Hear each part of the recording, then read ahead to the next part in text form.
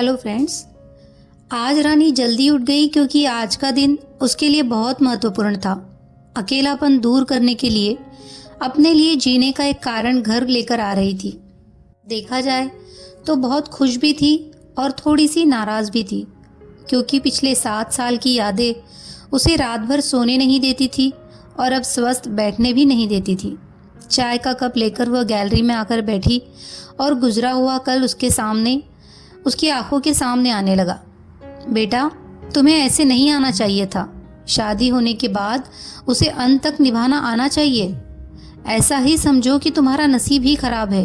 कोई क्या करेगा। अगर माँ बन सकती तो बात ही अलग होती। मैं माँ नहीं बन सकती, इसमें मेरी क्या गलती है? यह सब मेरे हाथों में है। क्या मैं माँ नहीं बन सकती मतलब मैं इंसान नहीं हूँ क्या? मेरी कोई फीलिंग्स नहीं है क्या? मिनट मिनट में मेरा अपमान करने वाले, मेरा जीना मुश्किल करने वाले लोगों के साथ मैं ज़िंदगी कैसे बिताऊं? वह जो कहेंगे वह सुनना पड़ेगा। रानी और माँ की यह सब बातें चालू थी तब पापा आए। ये देखो बेटा, मैं तो एक कपड़े की दुकान पर काम करता था। अभी उम्र हो गई है तो कोई काम भी नहीं देता है। और तुम्हारा भाई हर्षल तो परदेश में अपनी गृहस्थी में मगन हो गया है। तुम कहती हो तो मैं तुम्हारे ससुराल वालों से बोलता हूँ, पर तुम अपने ससुराल वापस चली जाओ, ऐसा मुझे लगता है। नहीं पापा, कुछ भी हो जाए मैं उस घर में वापस नहीं जाऊंगी। वहाँ पर मुझे घुटन सी होती है। वहाँ मिलने वाला अपमान, बेइज्जती से मैं थक चुकी हूँ। शादी के पहले मैं मेरे पैरों पर खड़ा रहना चाहती थी, पर मेरा ग्रेजुएशन होते ही आपने मेरी शादी करवा दी।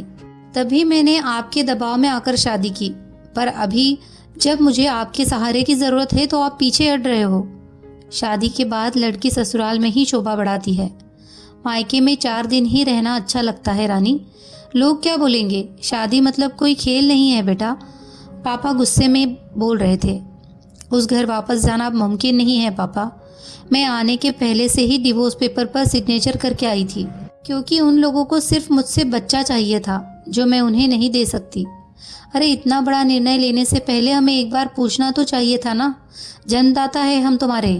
पापा, शादी होने के बाद मैं आपको बताती थी और माँ को भी कि कैसे छल होता है मेरे साथ वहाँ पर। 2 साल में कभी मुझे मेरे मन मुताबिक रहने नहीं दिया।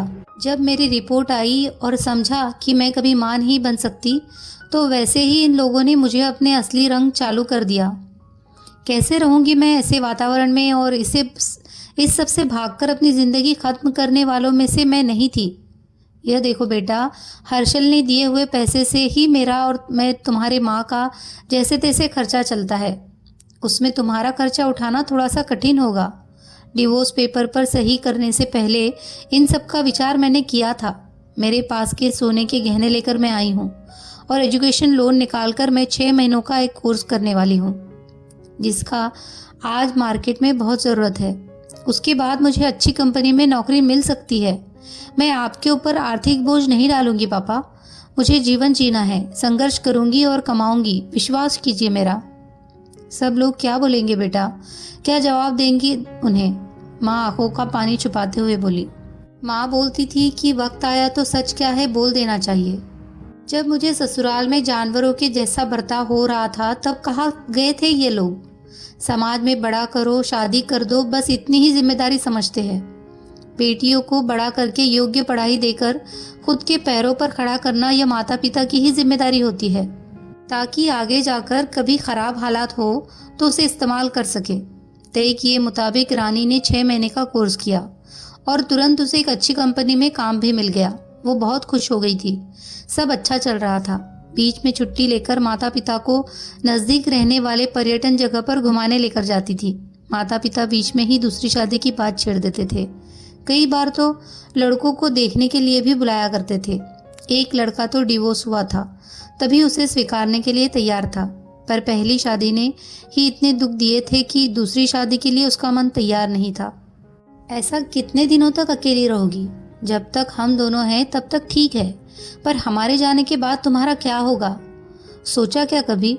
उम्र भी कितनी छोटी है तुम्हारी अभी, ऐसा उसके पापा उसे समझा रहे थे। माँ, पापा, आप दोनों मेरी शादी का विचार करना बंद कर दीजिए। आप दोनों को खुश देखकर मैं खुश होती हूँ। मेरे दोस्त सहेलियाँ है ना मेरे साथ। क्यों करनी है दूसरी शादी भला? इतना आसान नहीं है बेटा। एक उम्र के बाद अकेलापन खाने के लिए दौड़ता है, माँ बोली। सच हुआ उनका ऐसा बोलना। आगे 2 साल में पहले माँ और 6 महीने में ही पापा का निधन हो गया। रानी अब अकेली हो गई। हर्षल भाई और उसकी पत्नी आए और साथ में चलो बोलकर औपचारिकता की, पर मुझे उनके साथ जाकर वापस बोझ नहीं बनना था। मदद के वक्त मेरे साथ खड़े रहो, इतना बोलकर मैंने उनको जवाब दिया। ऑफिस का काम और बहुत सारे दोस्त, सभी लोग की शादी हो गई थी और वह अपने अपने गृहस्थी में मगन हो गए थे, जिनके लिए कोई लक्ष्य मिल ही नहीं रहा था उसे। जीने के लिए कोई लक्ष्य मिल ही नहीं रहा था उसे। छुट्टी के दिन ऐसे ही एक मैगजीन पढ़ते समय उसे सिंगल मॉम पर एक बात पढ़ने के लिए मिली और उसे जीने का उद्देश्य मिला। उसने उस ही दिन तय किया और एक 10 साल की लड़की को गोद लेने का प्रयास चालू किया। प्रक्रिया बहुत बड़ी थी, पर बोलते हैं ना, मन में इच्छा हो तो रास्ता मिल जाता है। वैसे वह प्रक्रिया पूरी हो गई और आज वही दिन था कि वह उस लड़की को लेने के लिए अनाथ आश्रम जाने वाली थी। उस लड़की को घर लाकर वो माँ नहीं बन सकती, इस सोच पर और उस पर होने वाले सभी आरोपों को मिटा देना चाहती थी। तभी उसने निश्चय किया कि लड़की को बहुत पढ़ाऊंगी, खुद के पैरों पर खड़ा करूंगी और फिर शादी करवाऊंगी। ये थी एक 5 औरत की कहानी अगर आपको पसंद आई हो तो प्लीज़ हमारे चैनल को सब्सक्राइब कीजिए, लाइक कीजिए और शेयर कीजिए। धन्यवाद।